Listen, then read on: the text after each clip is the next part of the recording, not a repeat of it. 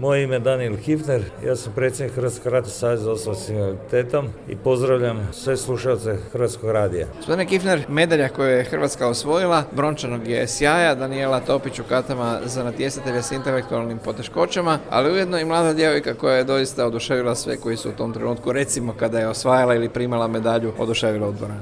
Ono je bilo sjajno. Mislim da je to najljepši trenutak na cijelom natjecanju. Ona je na kraju prije primanja same medalje odplesala takav ples da su svi oni nazočni, koliko je moglo nas biti u ovom trenutku korone, svi su bili oduševljeni. Neupisivo je, sad sam naježio. Jedna iznimno vedra djevojka koja je ipak i onima koji su uz nju, recimo Marijana Kiuk koja trenira, rekla da tako nešto ipak još od nje nije vidjela u tom smislu. Daniela je s nama u reprezentaciji 3 godine i ona nas svakog natjecanja s nečim takvim nekim istupom prekrasnim iznenadi, da je to jednostavno ne znaš što možeš još ljepše očekivati od nje. Kako je bila na tatamiju? Bila izvrsna i smatram da je nepravedno izgubila. Jednostavno natjecateljica protiv koje se ona borila je imala već više funkcionalne sposobnosti, dobila je isti broj ekstra bodova, tako da je jednostavno lošom klasifikacijom. Klasifikacija je temelj paraolimpijskog sporta, da se razumijemo. Natjecateljica protiv koje se ona borila je Španjolka koja je pala u sred kate, past i pobjediti i to za puni bod. To je totalno bilo van svake pameti.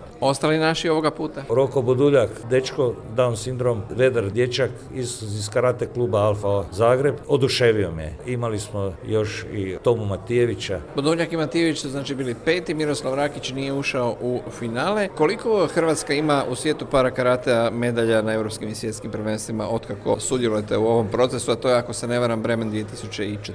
Da, Bremen 2014. to je bilo za pamćenje, povijesno prvo natjecanje u para karateu. Tu su nastupali Ivica Vuković i Ivana Bilić. Oni su osvojili brončane medalje, prve brončane medalje, u stvari jedine te godine, to su prve 2 svjetske medalje, brončane medalje zlatnog sjaja za mene. Jednostavno povijesne medalje i dan danas se rado sjećam tih trenutaka, oduševljenje. Poslije toga, evo sad ovo je svijetli trenutak, počeli smo pomlađivati ekipu, dobili smo još klubova, posebno bih istaknuo Damira Barića iz karate kluba Alfa Zagreb, s kojim odlično surađujem, i mog dragog prijatelja isto također Davora Cipeka, koji nas zdušno stvarno pomaže. Zahvalio bih se naravno i Hrvatskom paraolimpijskom odboru koji je sad taj događaj i financijski popratio. Karate i para karate na evropskim i svjetskim prvenstvima u jednoj ravnopravnoj simbiozi. Ima li takvih sličnih primjera u drugim sportovima ili ste vi predvodnici jednog takvog mogućeg vala u sportu? Ima taekwondo, para taekwondo. Stvar je u tome što je ušao kao paraolimpijski sport. Mi imamo jako dobre šanse samo da poslažimo klasifikaciju. Trebamo imati, čini mi se, 34 zemlje u kojima se konstantno svake godine organizira bar državna prvenstva, znači u kojima se prakticira para karate, onda bi mogli aplicirati do nekako pričom. Vidim pomake, uglavnom 49 čini mi se natjecatelja, sve ukupno u sve 3 kategorije. Planovi su nam da sad